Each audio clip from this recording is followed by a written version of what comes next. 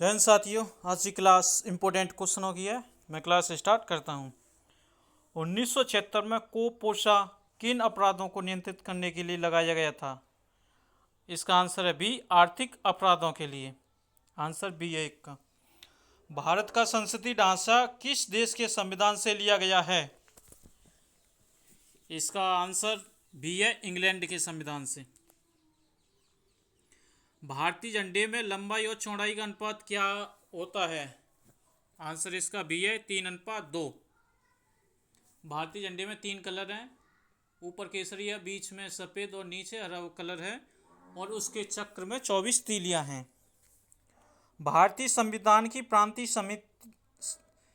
संविधान समिति के अध्यक्ष कौन थे? तो इसका आंसर बी है, सरदार वल्लभ भाई पटेल थे। प्रांतीय समितियों के अध्यक्ष सरदार वल्लभ भाई पटेल थे। आंसर बी है 4 का।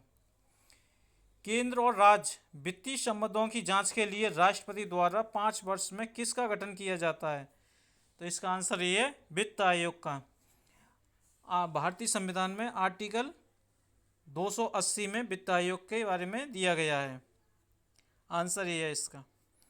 निम्नलिखित में से किस केस में सुप्रीम कोर्ट ने संविधान की आधारभूत व्याख्या प्रतिपादित की है?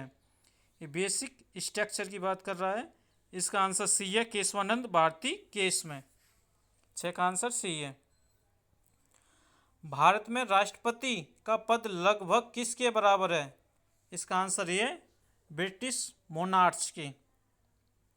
भारत का प्रधानमंत्री उसकी सरकार के खिलाफ अविश्वास प्रस्ताव में भाग नहीं ले सकता जब वह राज्यसभा का सदस्य हो। आंसर बी है इसका। अविश्वास प्रस्ताव हमेशा लोकसभा में आता है। अगर प्रधानमंत्री राज्यसभा का सदस्य है तो वो भाग नहीं ले सकता। अविश्वास प्रस्ताव में लोकसभा के ही सदस्य भाग लेते हैं। आंसर बी है।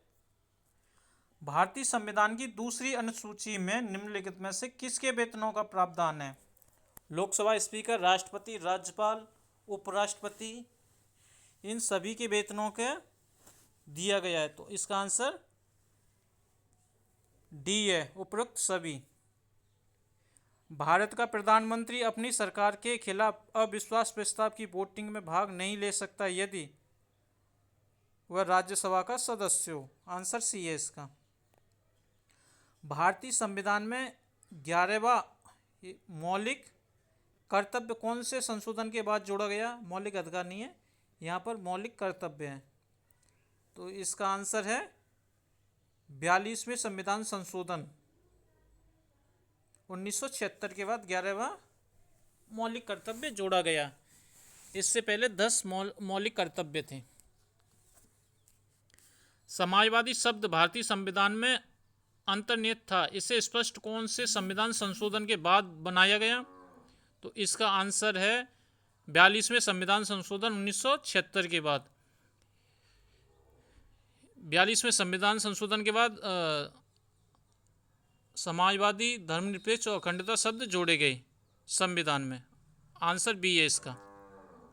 यदि कोई विधेयक संसद के एक सदन में पास हो लेकिन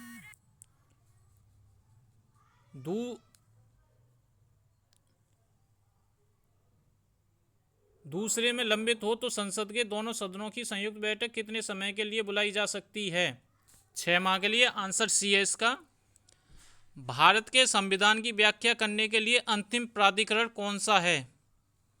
तो आंसर सी है इसका, सुप्रीम कोर्ट भारत के संविधान की व्याख्या करता है। भारत का अटॉर्नी जनरल महान्यायवादी का कार्यकाल कितना होता है? इसका कोई कार्यकाल नहीं होता है, जितने समय तक राष्ट्रपति चाहे उतने तक ही रहता है। भारत के संविधान में महान्यायवादी का कोई भी निश्चित कार्यकाल नहीं है, अतः वो राष्ट्रपति के इच्छानुसार कार्य करता है। आंसर डी है इसका। और भारत का अटॉर्नी जनरल का आर्टिकल 76 अनुच्छेद 76 में इसके बारे में दिया गया है।